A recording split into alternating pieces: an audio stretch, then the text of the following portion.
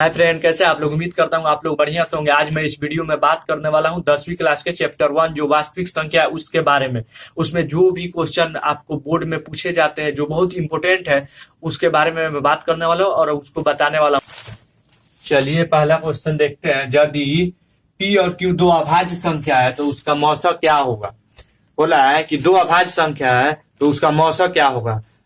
तो हम लोग को पता है दो अभाज्य संख्या का मौसा क्या होता है, एक होता है। क्योंकि अभाज्य संख्या वह संख्या होता है जिसका दो ही गुणनखंड होता है, अर्थात वह स्वयं और एक को छोड़ के दूसरे किसी से विभाजित नहीं होता है।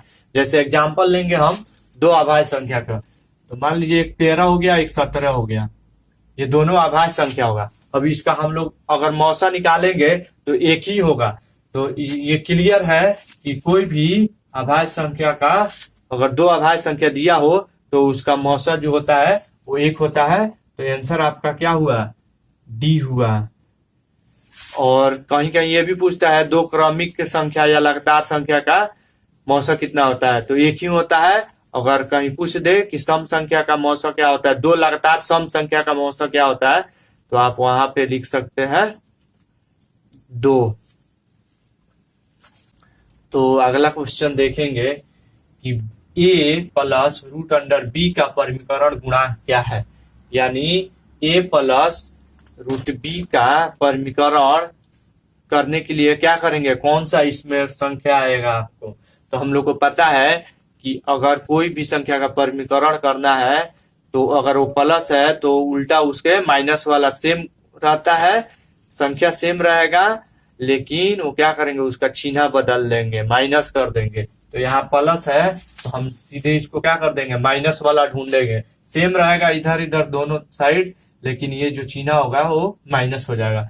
तो पहला हमारा क्या है, ए माइनस में बी। तो हमारा यही आंसर मिल जा रहा है। ये भागा है तो ये आपको होगा नहीं, प्लस है तो ये भी प्लस है तो परिमीकरण इससे नहीं होगा, फिर इसमें कोई नहीं तो ये तो होगा नहीं। तो हमारा आंसर जो है क्या होगा, ए होगा।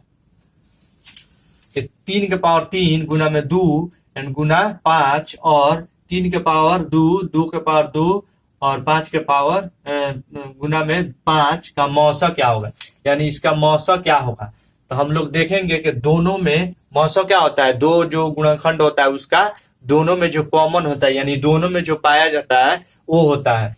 तो हम सबसे पहले क्या करेंगे, इसका 3 का पावर 3, 2 के पावर 5, 2 और ये 3 के पावर 2 और गुना में 2 गुना में 5। अब देखिए इसमें 3 3 है, इसमें 2 है, तो इसमें 2 है, इसमें 2 है, दोनों में कॉमन है ना 2, तो 3 के पावर 2 लिख सकते हैं। फिर 2 इसमें भी है, 2 इसमें भी है, लिख सकते हैं। फिर 5 उसमें भी है, 5 इसमें भी है, तो हम इसको लिख सकते हैं। तो 3 3 का 9, 9 दूना 18, 18 5 90। तो हमारा इसमें ऑप्शन देखेंगे 90 कौन सा है, ए है। तो आंसर जो होगा क्या होगा, ए होगा। अगला क्वेश्चन देखते हैं। यदि 65 तथा 117 का मौसा क्या है, 65 m माइनस में 117 का रूप में है तो m का मान निकाले। यानी आपका क्या दिया है, पहला संख्या दिया है, पहली संख्या कितना है 65 और दूसरी संख्या कितना है 117 और मौसा भी दिया हुआ है। मौसा कितना है 65 माइनस 65 m माइनस 117। तो इसमें हमको निकालना क्या है, m का मान निकालना है। तो एक फॉर्मूला होता है, क्या होता है, मौसा बराबर क्या होता है, मौसा बराबर होता है यानी पहली संख्या a गुने b बट्टा में लॉसा। तो ये मौसा का m निकालना है तो हम क्या करेंगे, सबसे पहले इसका लॉसा निकाल लेंगे। तो लॉसा निकालेंगे, लॉसा बराबर क्या होगा 65 और 117 का लॉसा निकालेंगे तो हम क्या करेंगे 13 से भाग करेंगे, 13 5 65, 13 9, इसका लॉसा में 13 गुने में 5 गुने में 9। तो हम 13 5 65 और 65 में 9 बचे 45 और 6 9 54, 4 58, 85 हो गया हमारा। लॉसा जो हो गया 85 हो गया। अब इस फार्मूला में हम इसको पुट करेंगे तो क्या हो जाएगा, मौसा का कितना दिया हुआ है 65m माइनस में 117 बराबर में ए बी कितना है आपका 65 गुने 117, मौसा कितना हो गया 585। हम काट देंगे इसको 585, तो यहाँ हम काटते हैं 65 से तो 9 आ जाएगा, ये कट जाएगा और फिर ये 13 हो जाएगा। तो हमारा m क्या होगा 65m माइनस 100, अब बराबर में ये इधर जाएगा x, तो इधर क्या हो जाएगा प्लस 117, इधर प्लस हो गया। फिर हमारा m बराबर क्या हो जाएगा ये 130 हो जाएगा। फिर 65 हम यहाँ पे काट देंगे, क्या हो जाएगा 2 हो जाएगा। तो m बराबर क्या हो गया आंसर 2। तो हमारा आंसर जो होगा डी होगा। तो आंसर डी यानी ऑप्शन बी हमारा होगा वो सही होगा। अगला क्वेश्चन है कि सबसे छोटी भाज्य और सबसे छोटी अभाज्य संख्या का मौसा क्या होगा। तो हम लोग को पता है सबसे छोटी भाज्य संख्या कितना होता है 4 और सबसे छोटी अभाज्य संख्या कितना होता है 2। तो दोनों का मौसा निकालेंगे तो कितना आएगा 2 से पूरा पूरा विभाजित है, यानी मौसा बराबर 2 हुआ। तो ऑप्शन हमारा कौन सा बी आंसर सही होगा। तो आंसर बी हमारा क्या होगा सही होगा। अगला क्वेश्चन है 96 का अभाज्य गुणनखंड है। इसमें चेक करना है कौन सा 96 का अभाज्य गुणनखंड है। तो सबसे पहले हम क्या करेंगे इसका अभाज्य गुणनखंड निकाल देंगे। तो 96 का अभाज्य गुणनखंड हम निकालेंगे 2 से 4 8, फिर 2 से 2 4, फिर 2 से 12, फिर 2 से भाग देंगे 6, फिर 2 से भाग देंगे 3, यानी हमारा कितना हुआ इसका गुणनखंड 2 गुना में 2 गुना में 2 गुना में 2 गुना में 3, यानी 2 के पावर 1 2 3 4 5 है ना 1 2 3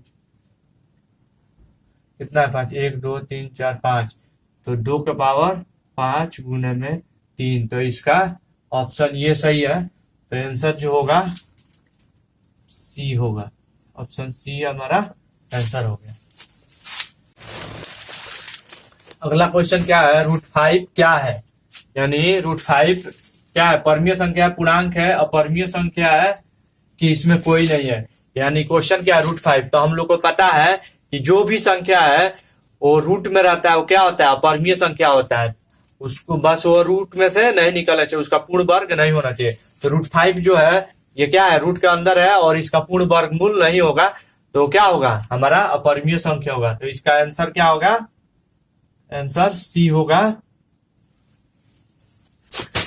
चलिए सेम अगला क्वेश्चन है निम्न में कौन अपरमीय संख्या है। देखना है इसमें कौन सा अपरमीय संख्या है।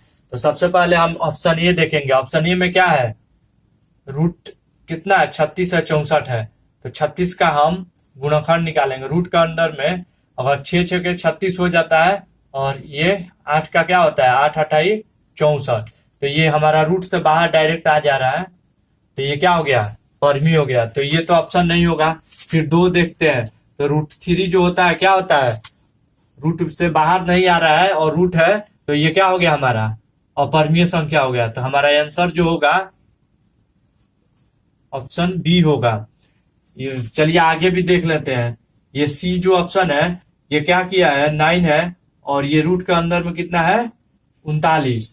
तो अगर -9 और 39 का हम अगर वर्गमूल निकालेंगे तो 7 गुने 7 7 7 49 हो गया। तो ये भी हमारा रूट से बाहर आ जाएगा, तो ये भी परमीय संख्या हो जाएगा। फिर अगला इधर डी देखते हैं ऑप्शन में। तो इसमें क्या है 9 है। तो 9 का अगर हम निकालते हैं वर्गमूल तो 3 गुने 3 और 9 9 81, तो ये भी हमारा 3/9 आ जाएगा। तो ये भी परमीय हो गया। तो ये भी नहीं होगा ये भी नहीं, ये तीनों परमीय है। ये क्या ये परमीय है और ये भी अपरमीय है।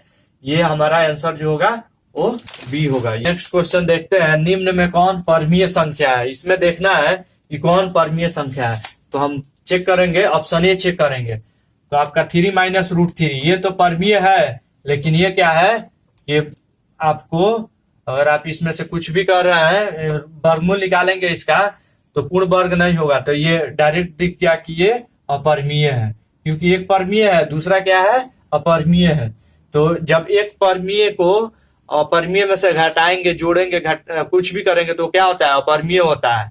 अगर परमीय संख्या को किसी अपरमीय संख्या के साथ आप जोड़िए या घटाइए या कुछ भी कीजिए, भाग दीजिए, गुना कीजिए, वो क्या होता है, उसको भी अपरमीय बना देता है।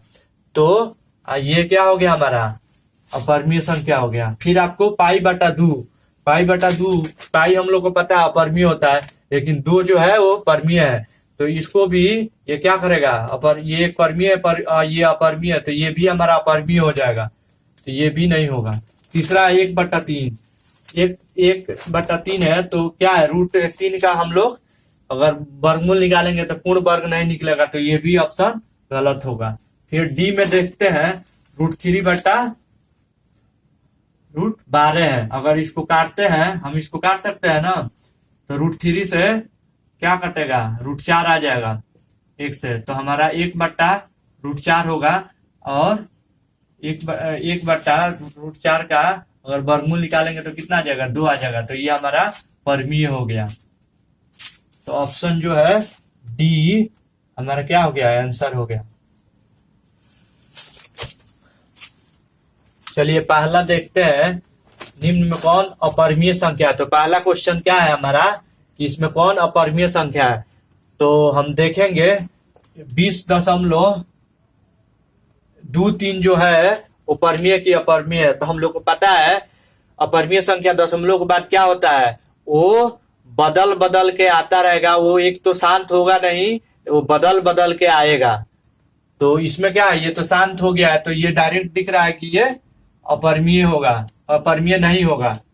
ये हम लोग को डायरेक्ट दिख रहा है कि ये परमीय नहीं होगा। दूसरा देखते हैं 10.3, तो ये भी दशमलव के बाद क्या हो रहा है, अंक नहीं बदल रहा है और ये शांत है, तो ये भी अपरमीय नहीं होगा। फिर ये देखते हैं, ये देखिए ध्यान से, यहाँ पे क्या हो रहा है, दशमलव के बाद 1 2 और 1 0 है, फिर दशमलव के बाद 1 2 के बाद 2 0 हो गया, फिर यहाँ पे 1 2 के बाद 3 0 हो रहा है। तो ये क्या हो रहा है, ये कट भी नहीं रहा है और बार बार अंक बदल के आ रहा है, तो ये क्या हो गया, अपरमीय संख्या होता है। और डी कोई नहीं, तो हमारा आंसर जो होगा क्या होगा, सी होगा। अपरमीय संख्या क्या होता है, जो दशमलव के बाद अंक बदल बदल के आता रहता है, उसको अपरमीय संख्या कहते हैं। तो दशमलव के बाद देखते हैं कुछ, जैसे एग्जांपल में आपको ऐसे आ जाएगा, दशमलव 1 2 3, फिर आपको 1 2 3 आ जाएगा, फिर 1 2 3 4, फिर ऐसे वो बदलता रहेगा, शांत भी नहीं होता है। चाहे दशमलव के बाद 0 0 1 हो गया, फिर आपको 0 1 दे देगा, फिर 1 2 3 दे देगा, फिर 0 देके 1 2 3 4। तो ऐसे जो बदलता रहता है अंक दशमलव के बाद में, उसको क्या कहते हैं, परमीय होता है वो संख्या। नहीं तो जो शांत होता है वो क्या होता है, परमीय संख्या होता है। तो आप लोग को पता हो गया होगा, दशमलव के बाद जो हर बार अंक बदल बदल के आता है, वो शांत भी नहीं होता है, वो क्या हो गया, अपरमीय संख्या हो गया। अगला क्वेश्चन देखते हैं, किसी अपरमीय संख्या का व्युत्क्रम यानी 1/1 क्या होता है। यानी कोई अपरमीय संख्या है तो उसका व्युत्क्रम यानी 1/1 कोई संख्या जो अपरमीय संख्या है, वो कैसे, वो क्या होगा, परमीय होगा, पूर्णांक होगा, अपरमीय होगा, या कोई नहीं होगा। मान लीजिए कि यहाँ पे अपरमीय संख्या हम ले लिए √7, √7 क्या अपरमीय संख्या है, तो यहाँ ए जो है वो अपरमीय संख्या है, तो 1/√7 क्या होगा, तो आपको देख के पता चल गया होगा, ये भी क्या होगा, अपरमीय संख्या होगा। तो हमारा आंसर जो होगा वो सी होगा, ऑप्शन सी। तो हमारा आंसर सी सही है। अगला क्वेश्चन देखते हैं, कौन परमीय संख्या है। ये संख्या दिया हुआ है, इसमें देखना है कौन परमीय संख्या है। तो पहला हम देखते हैं √5 और √5 को जोड़ेंगे तो कितना आएगा, रूट के अंदर ही 10 आएगा, तो ये हमारा वर्गमूल इसका निकलेगा, नहीं निकलेगा। तो फिर ये हमारा पूर्ण वर्ग नहीं होगा, तो ये क्या हो गया, परमीय नहीं होगा। दूसरा देखते हैं, ये रूट 21/7 है, तो अगर इसका हम निकालेंगे गुणनखंड तो क्या होगा, 3 × 21/7, तो इसका भी वर्गमूल नहीं निकलेगा। फिर हम ये ऑप्शन देखेंगे, हमारा 11√11, तो ये क्या है, 2 हमारा यहीं पे मिल गया, तो ये तो 11√11 को हम निकाल सकते हैं ना, तो ये गुना होगा तो क्या हो जाएगा, रूट रूट कैंसिल होगा, तो 11 हमारा निकल जाएगा, तो ये हमारा परमीय संख्या हो जाएगा। यहाँ डी जो ऑप्शन है ये 1/√3 है, तो ये भी क्या होगा, हमारा परमीय होगा। तो हमारा परमीय संख्या कौन सा है, ऑप्शन सी। चलिए अगला क्वेश्चन देखते हैं कि इसमें कौन परमीय संख्या है। तो देखिए √3 जो है ये हमारा रूट से बाहर नहीं आएगा, इसका पूर्ण वर्ग नहीं होगा, तो ये क्या हो गया, परमीय संख्या है, ये तो नहीं होगा। फिर आप इसमें देख लीजिए, ये √2/2, ये दोनों हम अगर काट देते हैं तो क्या बचेगा, खाली 2 बच जाएगा, तो हमारा यही हो जाएगा परमीय संख्या। सी ऑप्शन देखते हैं, अगर √8 का हम निकालते हैं गुणनखंड तो 2 × 2 × 2 आएगा, तो यानी 2 निकल जाएगा, फिर भी ये पूरा नहीं होगा, रूट से बाहर नहीं निकलेगा, पूर्ण वर्ग नहीं होगा, ये भी गलत हो गया। फिर आपका ये 3 जो है 3 + 4, तो ऐसे दिख रहा है कि ये नहीं होगा, तो हमारा ऑप्शन क्या होगा, आंसर जो होगा वो ऑप्शन हमारा बी होगा। तो उम्मीद करता हूं आप लोग को ये जो भी आज मैं बताया, जो भी ऑब्जेक्टिव क्वेश्चन था वो आप लोग को समझ में आया होगा। अगर आप लोग को समझ में आया है तो आप प्लीज वीडियो को लाइक, शेयर एंड सब्सक्राइब कीजिए, ताकि आपको जो भी मैं नया वीडियो बनाऊं वो आप लोग के पास आसानी से पहुंच जाए। इसके बाद मैं नेक्स्ट वीडियो फिर ऑब्जेक्टिव क्वेश्चन लेके आऊंगा, वो सेकेंड चैप्टर के जो भी ऑब्जेक्टिव क्वेश्चन है बहुपद का उसका, तो आप लोग के पास आसानी से मिल जाए।